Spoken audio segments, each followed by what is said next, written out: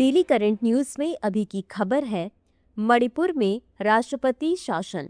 हाल ही में केंद्रीय गृह मंत्री अमित शाह ने मणिपुर में राष्ट्रपति शासन की घोषणा पर लोकसभा में एक वैधानिक प्रस्ताव पेश किया। यह वैधानिक प्रस्ताव सुबह करीब 2 बजे पेश किया गया, जिसके बाद चर्चा हुई। वहीं सदन ने 40 मिनट की चर्चा के बाद ध्वनिमत से प्रस्ताव पारित कर दिया, जिसमें 8 विपक्षी सांसदों ने बात की और गृह मंत्री ने जवाब दिया। आगे बढ़ने से पहले आपको बता दें कि दृष्टि IAS मुखर्जी नगर की सभी क्लासेस शिफ्ट हो गई हैं नोएडा में।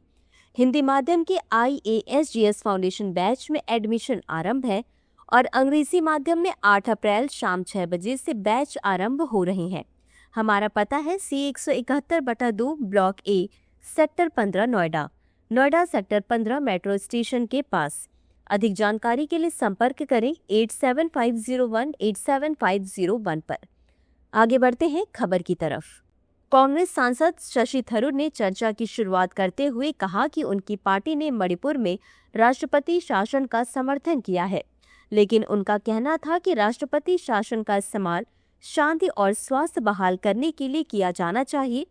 वहीं उन्होंने कहा कि राष्ट्रपति शासन को राज्य को ठीक करने के अवसर के रूप में देखना चाहेंगे और राष्ट्रपति शासन जरूरी है लेकिन पर्याप्त नहीं है। बता दें कि केंद्र सरकार ने मुख्यमंत्री बीरेंद्र सिंह के इस्तीफे के 4 दिन बाद 13 फरवरी को संविधान के अनुच्छेद 356 के तहत मणिपुर में राष्ट्रपति शासन लागू कर दिया था। हालांकि विधानसभा भंग नहीं हुई है और वर्तमान में निलंबित अवस्था में है, जिसका मतलब है कि मणिपुर के विधायक विधानसभा के सदस्य के रूप में अपने पदों पर बने हुए हैं। यह स्थिति सदन में बहुमत वाली पार्टी को बाद में मौजूदा विधानसभा में सरकार बनाने का प्रयास करने की अनुमति देती है। अब जानते हैं राष्ट्रपति शासन के बारे में।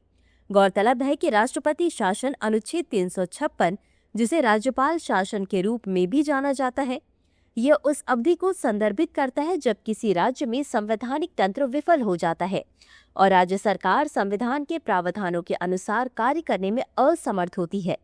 राष्ट्रपति शासन को संवैधानिक आपातकाल या राज्य आपातकाल के नाम से भी जाना जाता है। राष्ट्रपति शासन लागू होने से केंद्र सरकार को राज्य विधानमंडल को निलंबित करने और राज्यपाल के कार्यालय के माध्यम से राज्य पर शासन करने का अधिकार मिल जाता है। इसी के साथ अंत में देखते हैं आज के अभ्यास प्रश्न को।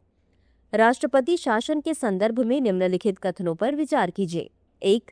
यह राज्य में संवैधानिक तंत्र विफल हो जाने पर लागू किया जाता है। 2. इसके लागू होने पर केंद्र सरकार को राज्य विधानमंडल को निलंबित करने का अधिकार मिल जाता है। उपर्युक्त में से कौन सा या कौन से कथन सही है या सही है?